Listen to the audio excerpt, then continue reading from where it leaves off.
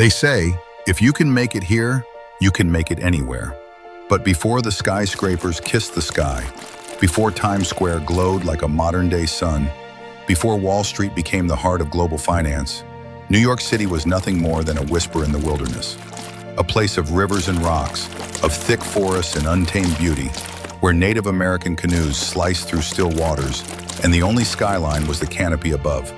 It was here, long before the hustle, long before the neon, that the first chapter of New York's legend began.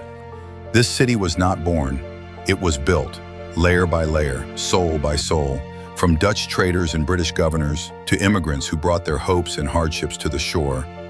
Every block holds secrets, every borough breathes history, and every person who walks its streets adds their story to an ever-growing tapestry. This is the tale of how a remote outpost became the capital of the world. A story not just of discovery, but of ambition, resilience, and the unbreakable spirit that still echoes in the subways, alleys, and skylines of New York City. Long before it was New York, the land was known as Lenape-Hoking, home to the Lenape people, who had lived on the islands and surrounding lands for thousands of years. The Lenape were deeply connected to the land and water, fishing the rivers, cultivating crops, and living in harmony with the lush forests. They called the area Mannahatta, which meant island of many hills. In 1524, the Italian explorer Giovanni da Verrazzano, sailing under the French flag, became the first European to enter what is now New York Harbor. He sailed through the Narrows, the gap between Staten Island and Brooklyn, and marveled at the breathtaking estuary and towering trees. Yet, Verrazzano did not stay long, and the land returned to its quiet rhythm. It wasn't until 1609 that history truly pivoted. English explorer Henry Hudson, working for the Dutch East India Company, arrived aboard the ship Have Man, Half Moon. Searching for a northwest passage to Asia, Hudson instead found a vast river, later named the Hudson River, and journeyed up its length. He noted the area's rich potential for fur trade and natural resources, sparking Dutch interest. In 1624, the Dutch established a small settlement called New Amsterdam at the southern tip of Manhattan Island. A fort was built, and the settlement quickly grew into a hub for trade, particularly in beaver pelts. By 1626, legend has it that Dutch Governor Peter Minuit purchased Manhattan from the Lenape for trinkets and goods worth about 60 guilders, often inaccurately translated as $24. The Lenape concept of land ownership differed vastly from the European model, and this transaction marked the beginning of significant displacement and disruption of native life. The Dutch colony, governed by the powerful Dutch West India Company, was a cosmopolitan place even in its infancy. Germans, Scandinavians, Jews, and Africans, some free, many enslaved, arrived, making New Amsterdam one of the most diverse early colonies in North America. Its streets were winding, and its culture was rugged and mercantile. The Dutch valued commerce above all, and their colony thrived on it. But peace was short-lived. In 1664, amid growing tensions and rivalry, British warships entered the harbor, demanding the surrender of the colony. Facing overwhelming force, the Dutch capitulated without a shot. In honor of the Duke of York, the colony was renamed New York, beginning a new chapter in its extraordinary history. Under British rule, New York became a thriving port city and a crucial hub in the Atlantic trade network. The population grew steadily, and the city expanded northward. The grid plan hadn't yet come to life. Instead, the streets were still mostly unpaved, and livestock roamed freely. In the mid-1700s, tensions between the American colonies and Britain escalated. Taxation without representation, trade restrictions, and military occupation fueled unrest. New York City became a center for revolutionary activity, with fiery pamphleteers like Alexander Hamilton and Thomas Paine lighting intellectual sparks. When the American Revolution broke out, New York played a pivotal and often painful role. In 1776, George Washington and his Continental Army fought to defend the city during the Battle of Long Island, but they were ultimately forced to retreat. The British occupied New York for most of the war, using it as their command center.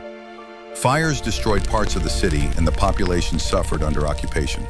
After the British evacuation in 1783, New York re-emerged, scarred but undeterred. It was here that George Washington took the first presidential oath of office in 1789 on the balcony of Federal Hall, marking New York as the first capital of the United States. The following decades brought transformation. The Erie Canal, completed in 1825, linked the Atlantic Ocean with the Great Lakes, turning New York into the country's premier port and commercial gateway.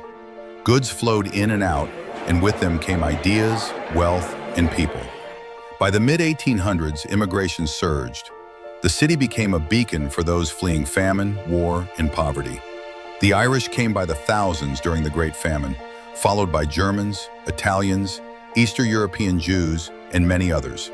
Ellis Island, opened in 1892, became the symbol of new beginnings, and the Statue of Liberty, gifted by France, greeted arrivals with the promise of freedom and opportunity. But city life was not always kind. Tenements overflowed, working conditions were harsh, and corruption ran deep, exemplified by the reign of Boss Tweed and the Tammany Hall political machine. Yet even in struggle, the spirit of New York endured. Activists, reformers, and everyday people fought for change, laying the groundwork for the modern metropolis to come. The 20th century began with steel, sweat, and soaring ambition. The invention of the elevator and the rise of structural steel allowed architects to dream vertically. The result? Skyscrapers, symbols of power and promise. Buildings like the Chrysler Building and Empire State Building redefined the skyline and became icons of American ingenuity. In 1898, New York consolidated into 5 boroughs: Manhattan, Brooklyn, Queens, the Bronx, and Staten Island. An ambitious move that unified the sprawling metropolis. The subway opened in 1904, revolutionizing how people navigated the city and connecting neighborhoods with speed and efficiency.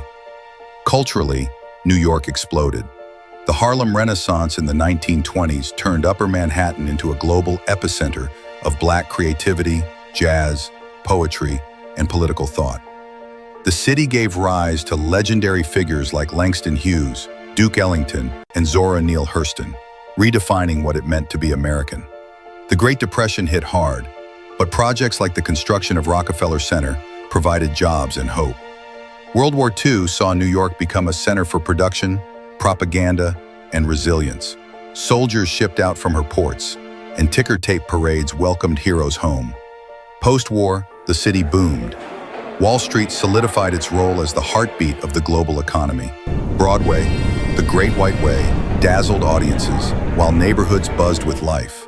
But it wasn't all glamour. Racism, redlining, poverty, and crime still plagued many communities. The 1970s saw near bankruptcy, blackouts, and an infamous spike in crime. And yet, New York did what it always had. It fought back. The 1980s and 90s brought cultural revolutions. Hip-hop was born in the Bronx. Wall Street boomed under Reaganomics. Art exploded in Soho. Central Park was revitalized. New York became a world capital for media, fashion, finance, and art. The skyline grew taller, and the people grew prouder. Then came September 11, 2001. The world watched in horror as the Twin Towers fell, taking nearly 3,000 lives. For a moment, time stopped. The city mourned yet stood united. Firefighters, police officers, everyday citizens, heroes emerged from the smoke. In tragedy, the world saw the indomitable heart of New York. The city rebuilt, One World Trade Center rose from the ashes, not just as a building, but as a testament to resilience. Memorial fountains honor the fallen, reminding all who pass that even in grief, New York never surrenders. In the 21st century, New York continues to evolve. It faces new challenges: affordable housing, climate change, inequality, but also new hopes. Tech companies join the financial giants. Artists still flock to Brooklyn. Immigrants still arrive with dreams in their pockets. COVID-19 hit hard, emptying streets and testing souls. But New York, as always, is bouncing back. Vaccinated, revitalized, reimagined. The lights of Broadway flicker on again, subways hum. And the heartbeat of the city, though altered, still beats strong. New York City is not just a place, it's a force. A living, breathing paradox, chaotic and calm, harsh and beautiful, cruel and kind. It is a place where dreams collide with reality, where ambition is born in the back of a cab or on the steps of a brownstone, and where reinvention is the religion. From Lenape hunters to Broadway dancers, from Dutch fur traders to tech entrepreneurs, from immigrants with nothing to billionaires with everything, New York belongs to everyone and no one. Its soul is stitched together by stories. Its streets paved not just with concrete, but with legacy. And even now, as new generations carve their initials into subway tiles and skyline dreams, one truth remains. New York doesn't wait for anyone. But if you're willing to run with it, to hustle, to stumble, to rise again, it just might let you write your own chapter in its endless story. And when the sun sets behind the Hudson, casting golden light on steel and stone, the city whispers to the world, "I've seen it all, and I'm just getting started." Story touched your heart? Don't forget to hit that like button and subscribe for more. Your support keeps us going.